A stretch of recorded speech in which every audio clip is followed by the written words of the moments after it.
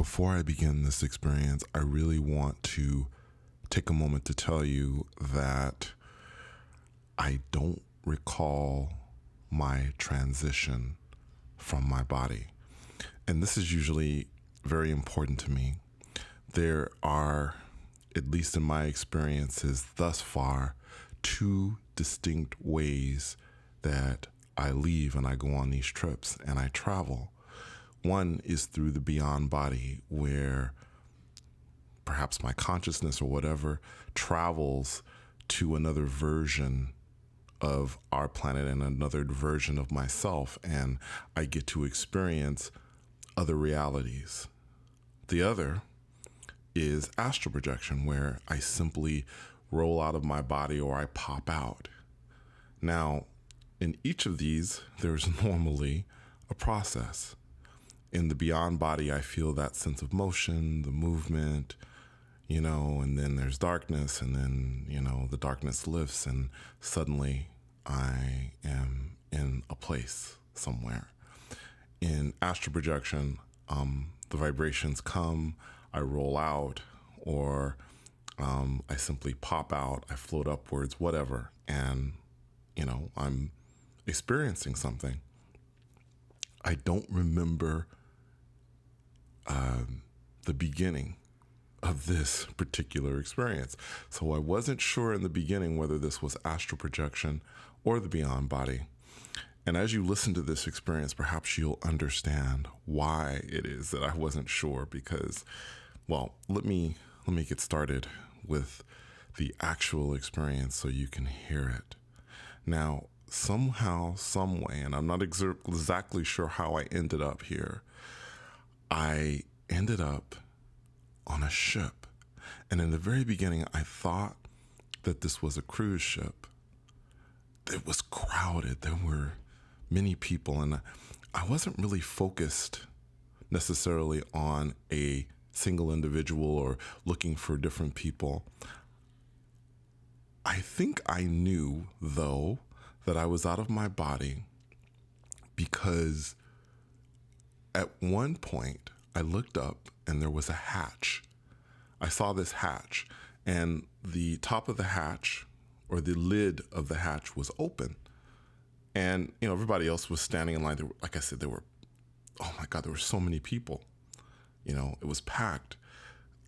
I decided that I was going to try and go up through that hatch, and my instincts told me that I could float upwards and go through the hatch. This is one of the reasons why I thought, or I'm thinking, that I was astral projecting, because I don't normally have that instinct when I'm in the beyond body. When I'm in the beyond body, I am simply in a body, in another reality. And while, depending on where I am, the laws of physics and things can differ, whether you could fly or do all these other amazing things in different places, it wouldn't naturally come to me to fly. But with this, it just came. It was just like, oh, there's a hatch up there. I can just float up. And that's what I did. I jumped into the air and I floated.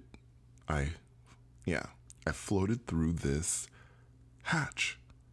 And suddenly I was perched from this sort of high area. It was somewhere a higher area of the ship.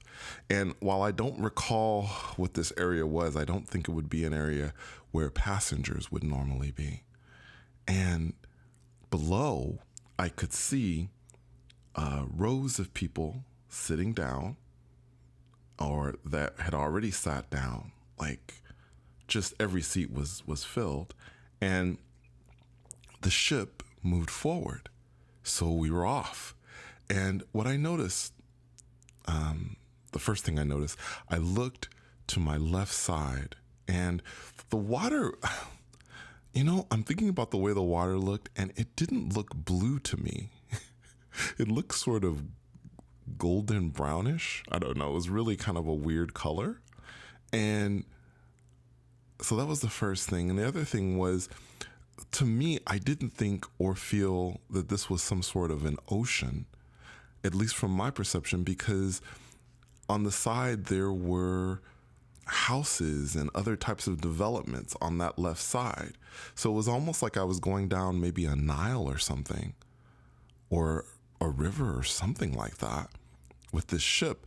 Perhaps it was some sort of tour ship. I didn't hear a voice or someone talking about, these are these houses and other things, and describing them in this place in the astral plane.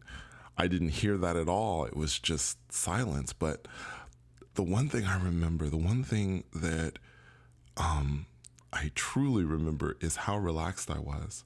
I mean, I literally just kicked back up there alone, and I was just checking out the scenery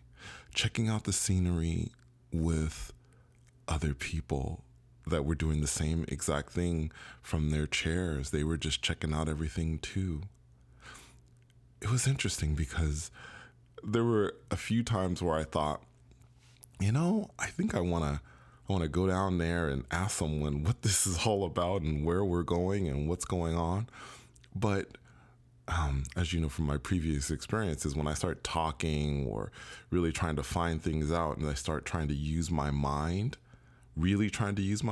sometimes it will break the connection with whatever place I'm in. This time I decided I'm not going to do any of that. I'm just going to kick back. And I was up there for quite some time. I couldn't tell you how long it was. I really couldn't. I couldn't tell you a specific number of minutes, but I was there for quite some time, just sitting back and very relaxed. And one of the other thoughts that entered my mind was, gosh, it's so warm here in Southern California. There's a heat wave going on, I guess, in the western part of the United States, but especially in California right now, we have very, very high temperatures. And the area that I was in, although I can't tell you if it was cool or not, because I don't remember feeling a specific kind of temperature. I just remember that it was just nice and refreshing to be where I was, where there was water, and, the people were just relaxed and everything was very tranquil. It was so nice. I honestly could have sat there forever. It was very cool. And so one of the things is interesting, the transition back for me, which I remember very well. And before I talk to you about how I came back to my body, I have to tell you, because I don't want to freak people out with this. I have talked about a trigger mechanism that happens sometimes with me, and this happens when I'm in a place and I'm not really thinking about coming back. Right? I have a body here in this world, in the 3D world, and if I'm not really, if I'm really having a good time somewhere and I'm not really even thinking about coming back, there is many times I think I developed on some level, maybe not consciously, but I've developed on some level a trigger mechanism that helps me to come back, to open my eyes in the 3D world. And suddenly it was so funny. I was sitting there, I was relaxed, everything was so nice.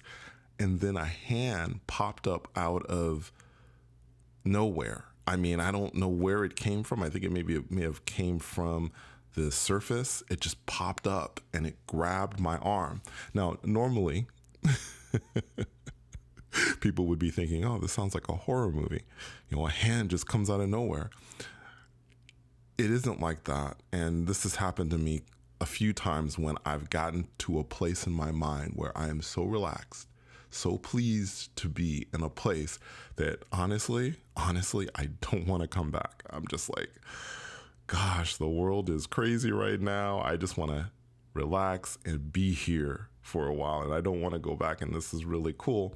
But again, I have a body, and, there's sort of an automatic thing that says, no, you can't stay, because, if I had truly desired, I suppose, I could just continue to go on and on and on. And perhaps that's what spirit beings do. when they don't have a body. There is no sense of time, so they can go on different journeys and they can do them forever if they want to, whatever. So the moment this hand grabbed me, there was a bit of, I was startled.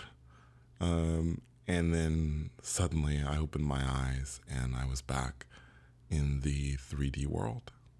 And here I am recording this episode. Yeah. There weren't many specific things here that I saw that I could tell you about that I can bring back for you. Again, the longer experiences are difficult because the longer an experience is for me, and I'm just speaking for myself, the longer the experience is, the harder it is for me to remember. I hope you enjoyed this experience.